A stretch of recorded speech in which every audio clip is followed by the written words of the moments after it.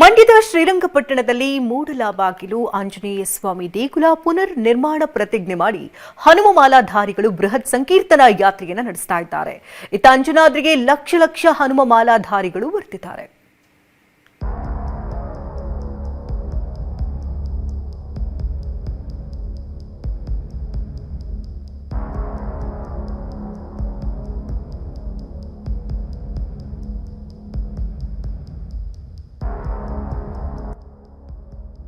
ಹನುಮ ಮಾಲಾಧಾರಿಗಳ ಸಂಕೀರ್ತನ ಯಾತ್ರೆ ಮಂಡ್ಯದ ಶ್ರೀರಂಗಪಟ್ಟಣದಲ್ಲಿ ಖಾಕಿ ಕಣ್ಗಾವಲು.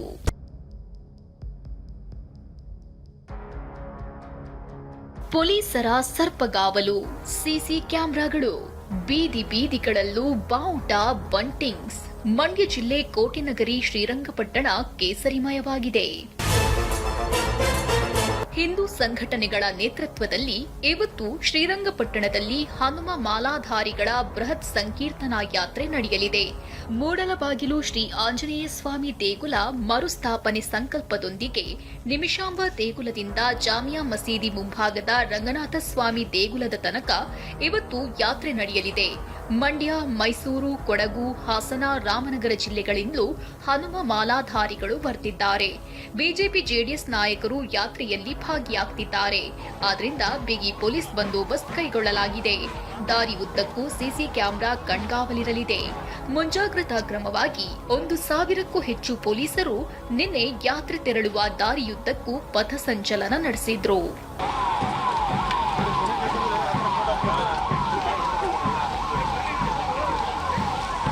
ಮಾಲೆ ಧರಿಸಿದವರು ಈ ಒಂದು ಸಂಕೀರ್ತನ ಯಾತ್ರೆಯಲ್ಲಿ ಪಾಲ್ಗೊಳ್ಳಲಿದ್ದಾರೆ. ಈ ಹಿನ್ನೆಲೆಯಲ್ಲಿ ಹೆಚ್ಚಿನ ಒಂದು ಭದ್ರತೆಯನ್ನು ನಾವು ಮಾಡಿದ್ದೀವಿ. ಮಾನ್ಯ DIG ಸಾಹೇಬರ ಒಂದು ನೇತೃತ್ವದಲ್ಲಿ ಒಟ್ಟು 1,000 ಸಂಖ್ಯೆಯ ಅಧಿಕಾರಿ ಮತ್ತು ಸಿಬ್ಬಂದಿಯವರನ್ನು ನಾವು ಈ ಒಂದು ಬಂದೋಬಸ್ತ್ ವ್ಯವಸ್ಥೆಗೆ ಹಾಕಿದ್ದೀವಿ. ಇತ್ತ ಕೊಪ್ಪಳ ಜಿಲ್ಲೆಯ ಅಂಜನಾದ್ರಿ ಬೆಟ್ಟವೂ ಸಹ ಭಕ್ತರ ಹನುಮ ಮಾಲೆ ವಿಸರ್ಜನೆಗೆ ಸಿದ್ಧಗೊಂಡಿದೆ.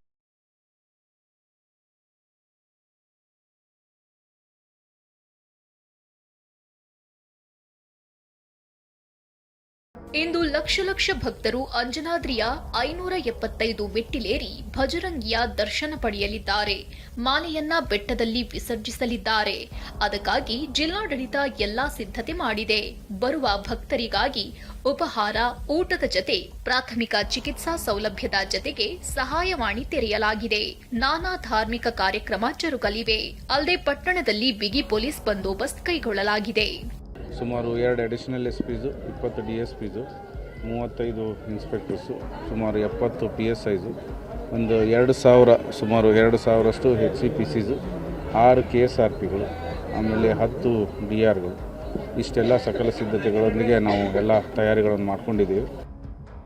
ಬರುವ ಎಲ್ಲಾ ಭಕ್ತರಿಗೂ ದರ್ಶನ ಸುಲಭದಲ್ಲಿ ಸಿಗುವಂತೆ ಮಾಡಲು ಜಿಲ್ಲಾಡಳಿತ ಸನ್ನದ್ಧವಾಗಿದೆ. ಮಂಡ್ಯದಿಂದ ದಿಲೀಪ್ ಚೌಡಳ್ಳಿ ಜತೆ ಶಿವಕುಮಾರ್ ಪತ್ತಾರ್, TV9 ಕೊಪ್ಪಳ.